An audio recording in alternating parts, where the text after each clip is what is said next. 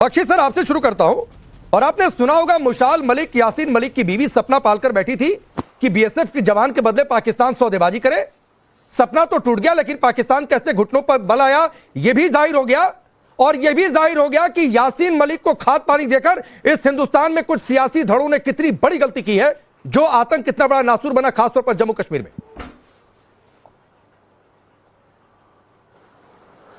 देखिए साहब, अगर जहां तक बात है हमारे कैदी वापस छुड़ाने की, हमारे पास भी कुछ कैदी हैं पाकिस्तान के, मैंने सुना है, और हमको भी कुलभूषण खरबंदा वापस मांगना चाहिए, बिल्कुल वापस मांगना चाहिए। और Pakistan should bloody well hand over Kulbhushan Kharbanda, जहां तक ये प्रिजनर्स की बात हुई। देखिए, पाकिस्तान को अभी भी एक ऑफ रैंप दे दिया गया है कि बाज आ जाओ, मान जाओ। इनके परखच्चे उड़ा दिए थे, इनके 12 एयर बेसिस जो है उनकी ईंट से ईंट बजा दी है। और मेरा अपना अंदाज है, मेरा अपना एज एन इंडिपेंडेंट एनालिस्ट अंदाज है कि हमने इनके जो चकलाला एयरबेस में पास इनके जो न्यूक्लियर वेपन छुपाए हुए थे उनको भी ठोका है, उनको भी ठोका है। जब पाकिस्तान ने हमारी तरफ फतेह मिसाइल फायर किया तो कोई जानने का तरीका नहीं था भारत को कि इसके वॉरहेड एटमी है या कन्वेंशनल है। तो एहतियात के तौर पे प्लान के मुताबिक, लेकिन हमने लगता है कि ये जो पाकिस्तान के अंदर जो उनके न्यूक्लियर मिसाइल स्टोरेज साइट्स हैं उनको ठोक दिया है। इसका जो सबूत है, एक तो वो साइस्मिक एक्टिविटी है जो इस इलाके में रिकॉर्ड की गई है। 4.5 रिश्तर का एक धक्का, 5.2 रिश्तर का दूसरा धक्का, और कुछ और धक्के भी आए, नंबर 1। नंबर 2, उनका जो बीच क्राफ्ट B505 था, 525 था, वो जो न्यूक्लियर रेडिएशन को नापता है। जैसे ही हमारी स्ट्राइक्स हुई, वो चगाई हिल्स के ऊपर, वो किराना हिल्स के ऊपर और इस्लामाबाद लैंड किया था, जहां चकलाला है। और कहते हैं कि रेडियो एक्टिविटी उनको मिली है, ठीक है। और उसके बाद जो है वहां पे इजिप्ट का एक जहाज आया है जो कि बोरॉन 10 आइसोटोप लेके आया है, और इस बोरॉन 10 आइसोटोप को इस्तेमाल किया जाता है अगर न्यूक्लियर रेडिएशन लीक होता है, चेरनोबिल होता है तो वैसे। तो साहब, दाल में कुछ काला जरूर है, लगता है ये हुआ है। और पाकिस्तान अब ज्यादा भंगड़े करने के बजाय कि हम जीत गए वगैरह, वो जरा अपने डोसीमीटर निकाले, रेडिएशन चेक करें अपनी, कि कैंसर से तो नहीं तो मरेंगे सारे के सारे इस्लामाबाद और रावलपिंडी के लोग, ठीक है जी। तो मेरी परामर्श उनको होगी कि pipe down Pakistan, behave yourself. तुमको अभी भी हमारी सरकार ने रहम दिखाया है, ठीक है, अब रहने दो। मोदी जी को थैंक यू बोलो और पाइप डाउन। ठीक है सर, लेकिन पाइप डाउन हो कहां रहा है शैलेंद्र सर? एक खबर आई है और वो रिपोर्ट इस बात को लेकर चौंकाती ज्यादा है, लेकिन उससे पहले एक बड़ी खबर आ रही है। पाकिस्तान पर भारत के एक्शन की एक और खबर है। पाकिस्तान के 2 और रेंजर्स की मौत की पुष्टि हो गई है। 6-7 मई को भारत की कार्रवाई में मारे गए थे ये। भारत की कार्रवाई में अब तक कुल 13 पाकिस्तानी रेंजर्स एक्सेप्टेंस है। भारत के एक्शन से 78 पाकिस्तानी रेंजर्स घायल है। ये ऑफिशियल एक्सेप्टेंस है पाकिस्तान की ओर से। आप सोचिए, ये ऑफिशियल एक्सेप्टेंस है तो कितने आंकड़े छिपा रहा होगा पाकिस्तान, इसका आप सिर्फ अंदाजा लगा सकते हैं। शैलेंद्र सर, एक तो ये आंकड़े, ऑफिशियल एक्सेप्टेंस के आंकड़े बढ़ते जा रहे हैं, और जो बात बख्शी सर ने कही, मैं वहां से आगे बढ़ाता हूं कि कैंसर है, वो तो कैंसर को खाद पानी दे रहा है। खबर आई है कि मसूद अजहर को ऑपरेशन सिंदूर के बाद जो नुकसान हो गया 14 करोड़ दिए जा रहे हैं कि अपनी भरपाई कर लो। ये कहां से कैंसर और रेडिएशन से बचेंगे? इससे बड़े रेडिएशन को दावत दे रहे हैं। जय हिंद, नमस्कार। आपने वो जो 6-7 को जो रेंजर मरने की बात करी है ना, ये अपने आप में दिखाता है कि रेंजर कहां हाजिर थे। हमने 6-7 की रात को जो स्ट्राइक करी थी वो सिर्फ टेररिस्ट कैंप और हेडक्वार्टर पर करी थी। तो ये रेंजर वहां क्या कर रहे थे? भाई इन लोगों का कहना है कि नहीं जी हम लोग नहीं होते हैं।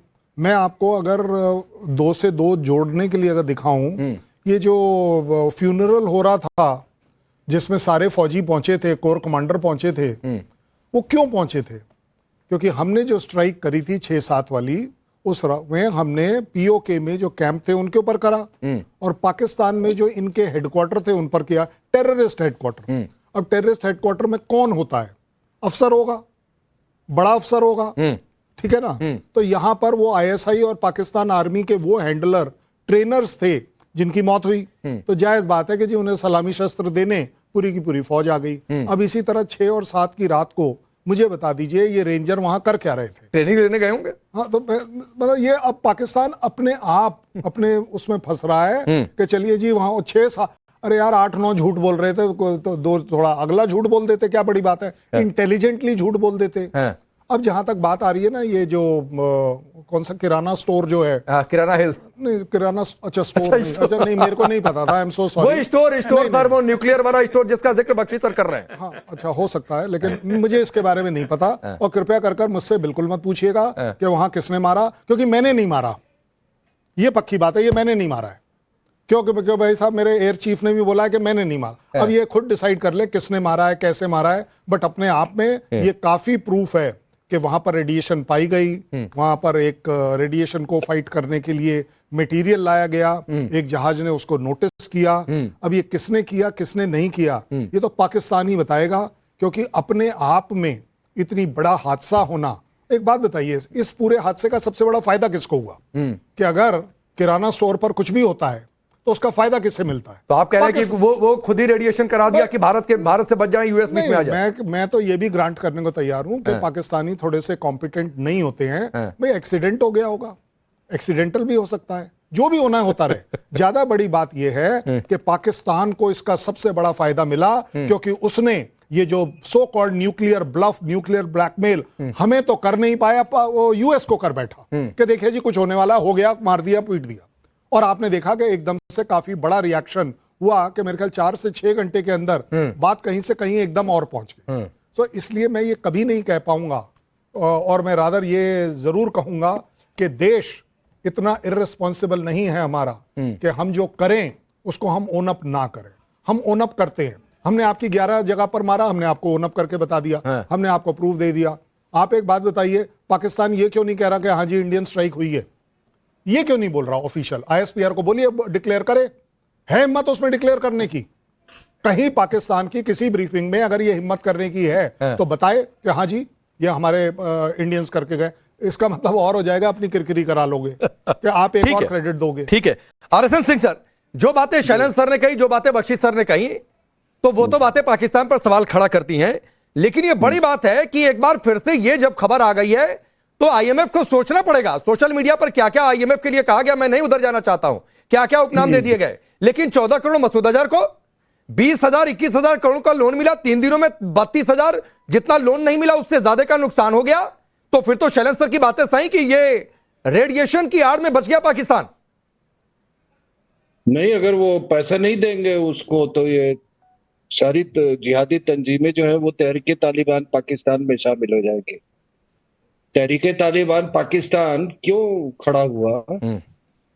क्योंकि उन्होंने कहा कि तुमने इस्लाम के नाम पर हमको लड़ाया, हमारे बच्चों को सुसाइड बॉम्बर्स बना दिया, हम तुम्हारे लिए लड़े इस्लाम के नाम पर, और उसके बाद तुमने हमको अमेरिकन से ड्रोन्स करवाया, से मरवाया।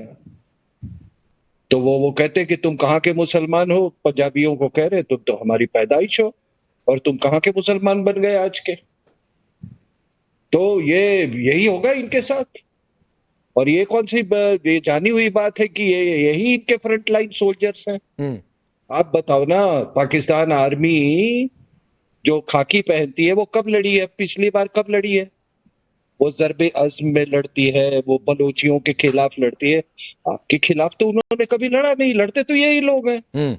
तो पैसे तो देंगे नहीं इनके साथ, नहीं तो पाकिस्तान टूट जाएगा। लेकिन मैं जो जन बख्शी बता रहे थे बिल्कुल सही है। देखिए बाकी वो तमाम जो सबूत, ये रेडिएशन, ये वो किराना स्टोर, हमने जानते हैं किराना स्टोर पर बड़ी चर्चा हुई उसके बारे में। लेकिन मैं सिर्फ आपको एक बात मैं कहता हूं कि आखिर कौन सी ऐसी चलेगा कुछ तो बदला होगा ना, कुछ तो बदला होगा कि उन्होंने इतनी बड़ी बात की। और मैं आपको बता रहा हूं, मैं भी सरकार में रहा हूं, बाकी लोग भी सरकार में रहे हैं।